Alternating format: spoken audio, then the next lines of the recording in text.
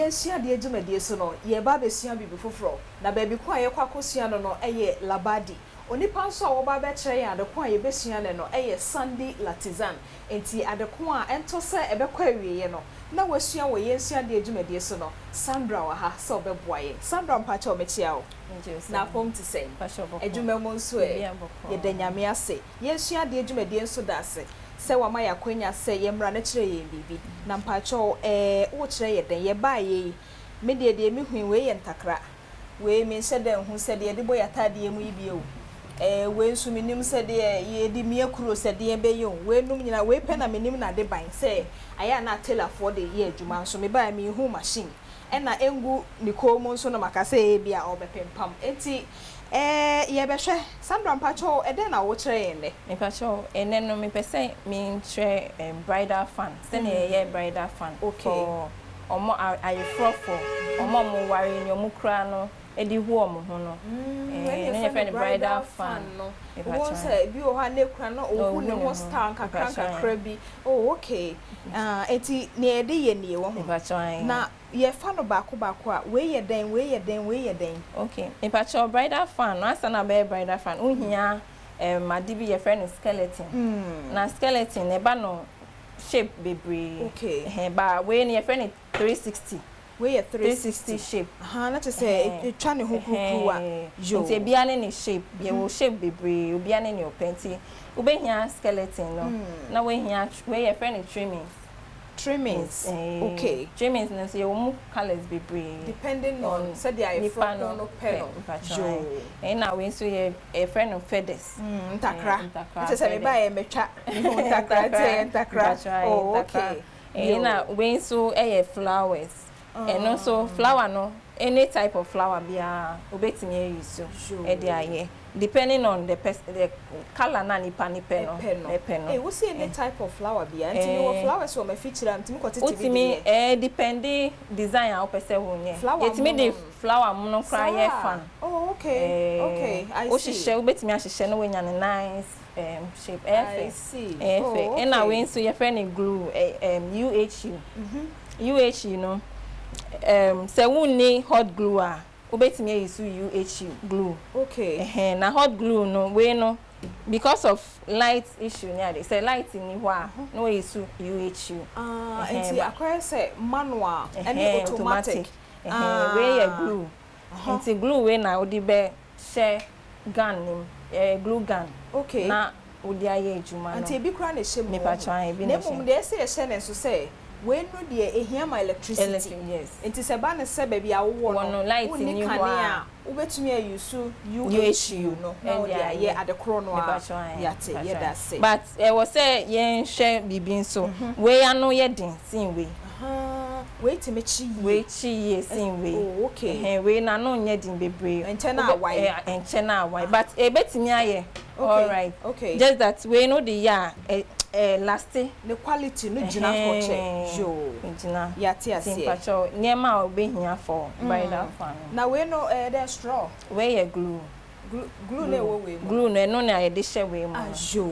yate ase ye da ase simpacho ye hye ase enti simpacho o start o fan na obehia trimmings na di kan okay na no so betimi use any trimmings bia ye wo mo different e bi ye thick na bi nso ye light jo nti de kra we thick na light we light trimmings nti we use o glue no na o de aso ano no kakra yo na we start wo handle no we start handle na best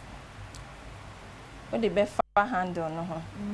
we start wo fan no we the best fan say okay but o she ha no on say ha no atom enti upa obetimi etwa enye say upa obetwa okay obetwa now they sorry say with a glue ya na tu no be kata say na be ya na tu no be kata enti we are then now we use we trimmings no e dey afa ho say say na be ya aha no en show ekra bride na en ko show ti o check akra de taria na wa man trimmings ni glue kakra enti glue no kakra bi na wo hia ho so no kakra bi na because one nya wo say be ye onsa ho nyina enti we use kakra bi now they are fadua ne ho say okay ti ye handle no okay enti ye bridal fan na ya sha se a ye no said de obey ya ebe wie no na ho atwa kama no e na wo kire na sha se kwan a ye de fa so nti ensesa no kata ho nti no atwa bi na de akata no kama ho kakra uwia na de afefa ho enti we no we fa ho the same direction na say o de be fa ho se ne obi o ye lefty obi so anti se ne o de be fa ho a unhu dia no okay o de be fa ho na nti se dia ne handle na ye de bibi kata so se ne be ya en show e patron ya ti ase me gidi se onso wani de kire a wo sua bibi e de afrim se ne be ya ye be wie no na wanya bibi asua wo Yensua Ade jumedi so patron o de fa ho wi a na wakati bibi e be du no o kati a o be hia UH no yo ti se de odi bi ye ya de fam ho o be hia UH ni na de ye ho se ne be ye betare ye skeleton ni so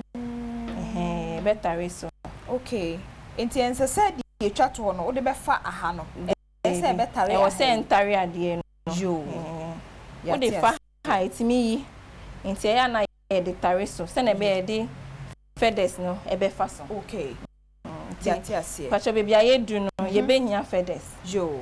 enti o be fa feathers no so 2 years in the park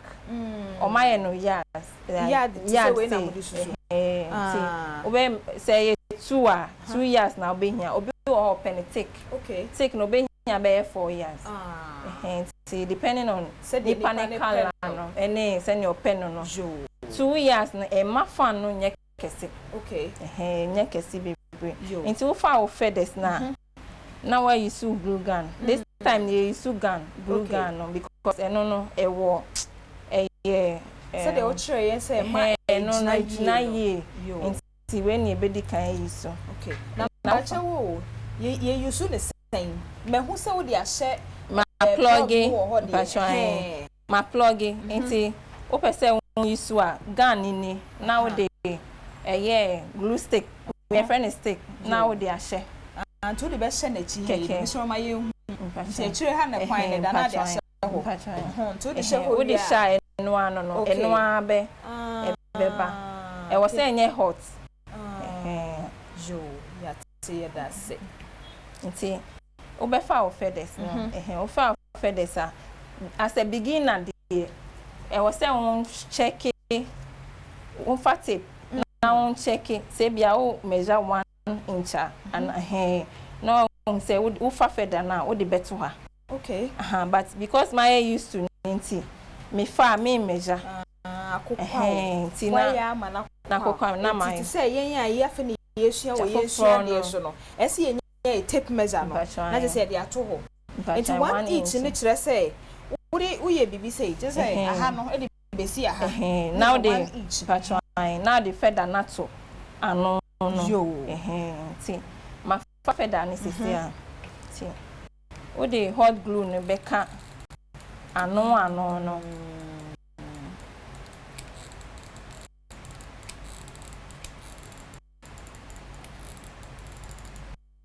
enye hia enye ejuma okay nti ese enye hihye e se enye hihye nti me ma measure okay ti no nse me dia to say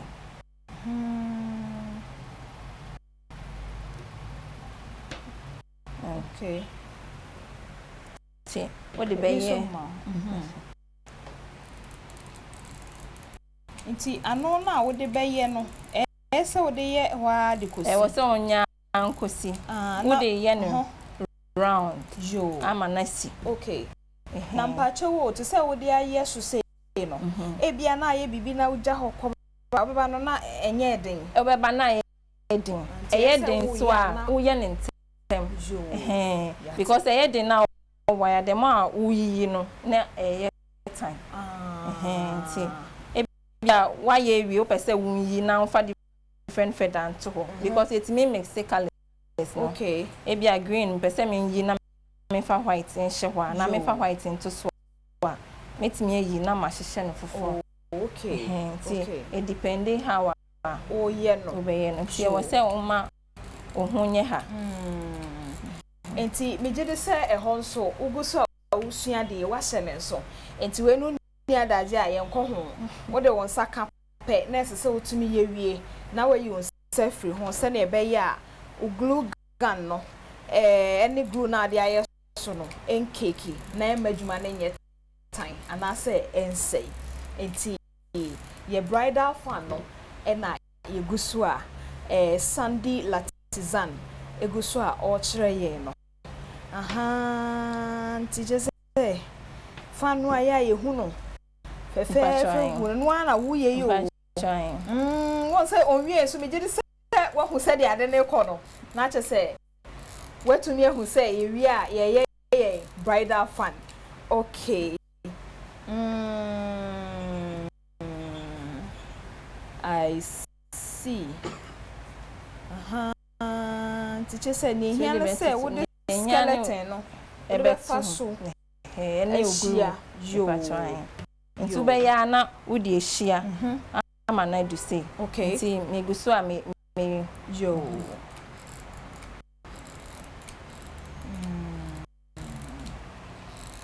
ba glue no so eye hyepa say wan wo ye na wan hwa etimi hyew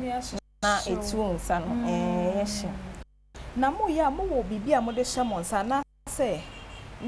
fa ho otimi ye no oh otimi ye say we used to work ejuma na kwa e show kra otimi ye ne sa ya ti ase bibia wo ya wo bre ti hwese enhye wo na momo no ebetumi so ahye wo because bibia ye ho no e den ya beko kakra beko wani wo ejuma bia ne ade bia wo yem timpa chop my esi handle na no nti wo yesi a betwa okay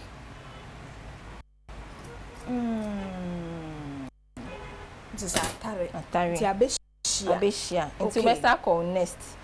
o nest no on fantare so because of feathers ni indoors nti obema space just space kakra se na be ya ebetimi aboa no fe but o de ben na fan be kitwa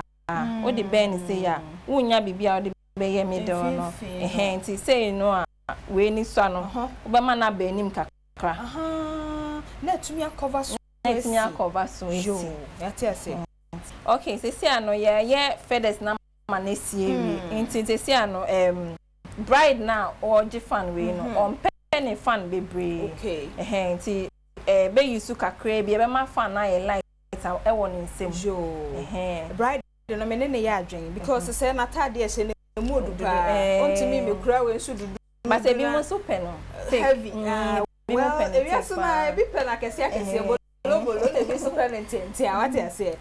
okay into your twice second one second one so be fa nye wutwaye no nkae no no wasaye ne sa the same procedure na now that yeah okay ene glue gun no so enane ekopa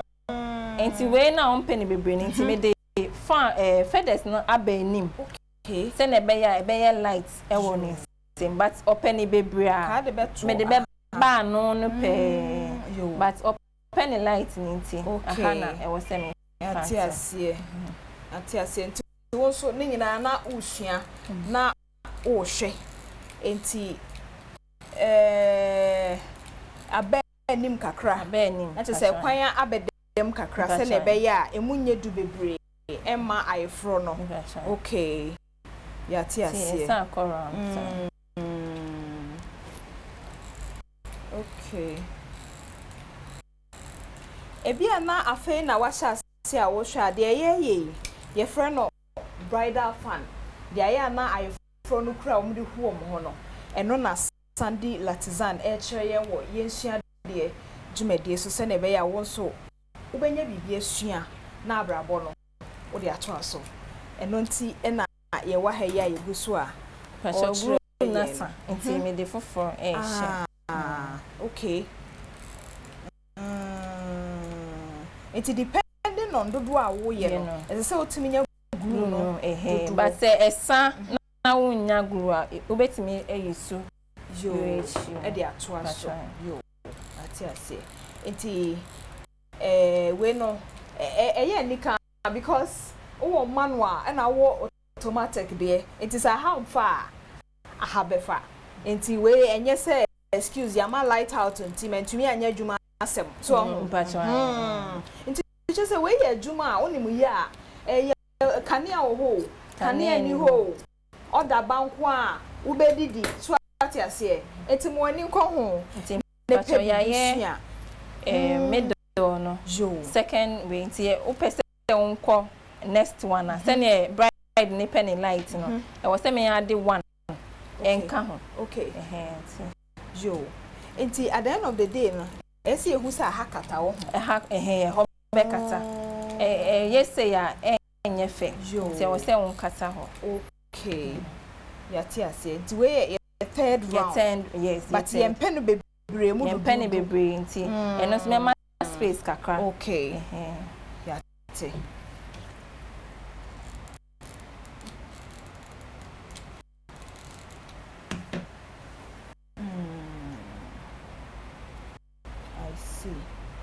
It's not just Sandra when na yedwuma bi a won hye den hia dwetre kokoro no be niam bebre no aka say because you wie ye no me nya sika me beto me ho niam pacho dey bi sika kakra bi betimi dey aye no wa hye ye adwuma because the more orders ni ba no na wonya sika okay now so the board brand enti wo a wo ti fie na we excuses bebre no and I'm a poor me home me nya shop and I'm a poor me home me nya ho betimi that na fie cry so now they are just say what now they are just because we are bride no say family Priscilla man patron and the beje no na che say enwa no wa just we first face ye gina he ye first face nti e be sa back nti ye front and back but your price ni bi wo ha obi wo ye too simple say opese wonye front spec okay because okra a happen a show okay depending on nipa ni sika okra because obi wa na ni sika ndo so nti opese wonye happy ma no jo yati ase nti sesi ya no se opese ye nya akire no so a the same procedure ye be wie no na aye adekro no okay yati same procedure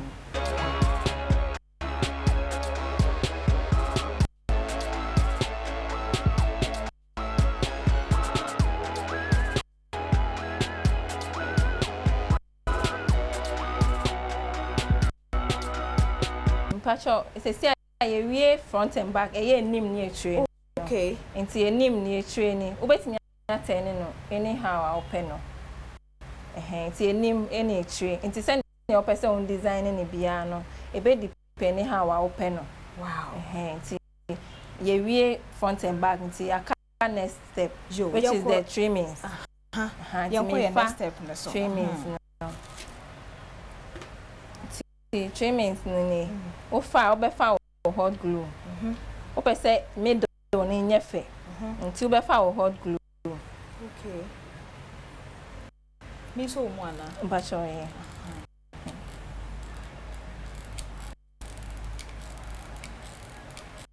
this is juma no fa kese na jina mpacho ni so mpacho say sam etime yisu yellow one yo nti eno so o de beto baby a obe hwe baby a handle ni wono na o de atoso ye pese ye nsili eye ho no okay nti ye de tu enim jo middle nti abre bia no so o de hia na sa no ni si a baby a wo sha ase a no ni si ne ho na de toso se ne be ya en show jo yate ti we no be ma no another design stronko bi wo mu na wo no kroma na we o shen fefe no e na wo kirew no enti sua ne yie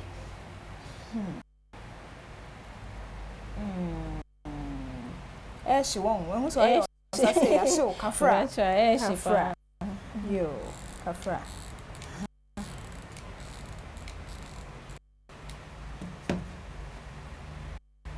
iti when so yard ni mu a e ba chan we dey moton park say ya share rabim na wato to wa okoto adodo a wo hia no na wo dey aye adeko apese wo dey ye ati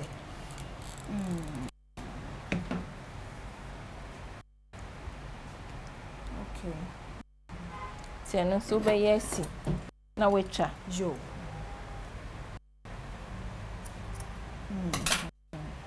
na esi obesa akọ another step na waye na eno so ye pese yen kata ho na e wa na skeleton yen kata so okay so man so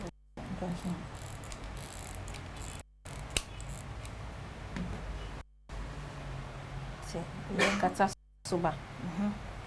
ti obesa dia to so say nti abre bia ye chene so se ba bia no see ya yi twae no twae ho na de to so a ye be sha se se na be ya insure yo bia se pa you say ya na yo so say you say okay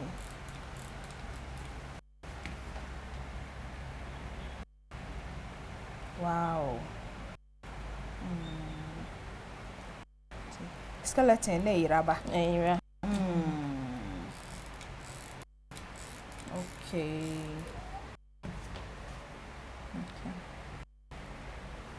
okay so skeleton na irawo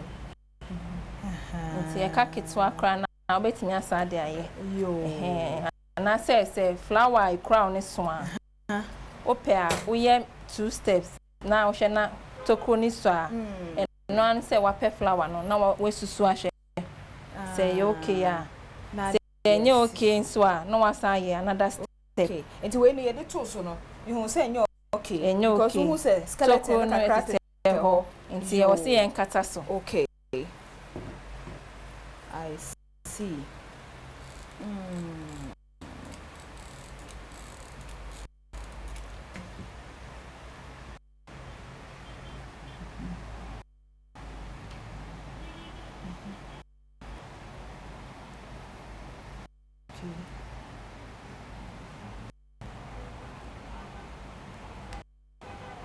hana flower ni be shenti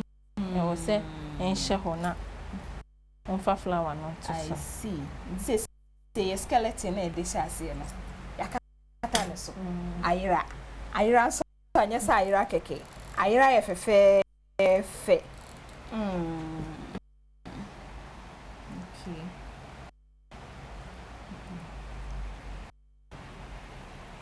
wow se ano ye hia flower bi multimi obia ne se ne openo okay obi wo beka se wo hia flower bia open say ya depending on ni panic ente e hye no okay de be match fan no yate enti me mpacho me ba o ye no say no a mutimi e de we ni eye design na say round one e ko na no ayi ni shape e was say round na enko okay but o pese wonye design depending materials awo ade wo me e wo de ye it say me de diamond me pese aha no enye di a enye mutimi ye ma e be ye ye wo bi wo ho a etimi su stones e de trodin okay ti ni na ejina how a open we ye nia bridal fan a eye enye din jo ashase for no Matiase nti the more a wo hu no we hu we wia the next step ne no so ye woni ama bebra ye de ye na amana ye fe it me nya tro din dia to ho na we kra mate enti me did say me next class no me ba na me ba be sua na maye no na me diamond what you say ha okay yeah But next one flower ye dey to middle no. Say na be ya ebenya no. Ebenya fan no ye. Okay. Enti flower no. Say the akoye silver kama no. Because you use color green no. Enti na we use silver na eyi na pie. Yo. Enti ye the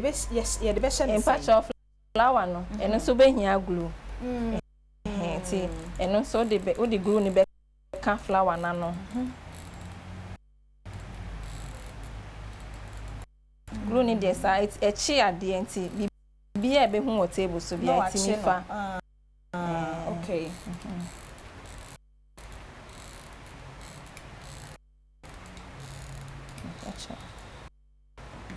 Bacha no am jo. Na dia siso. Asa. Ye wie. Ya ye bridal fan bacha. Ye be juna ha sisi ye. Ade na ye hu no krom ana e yesiri bacha. Ye wie bridal fan bacha. Eh. Sa. We are friend 360. 360. Because say round. Enti obi wo so a oye mana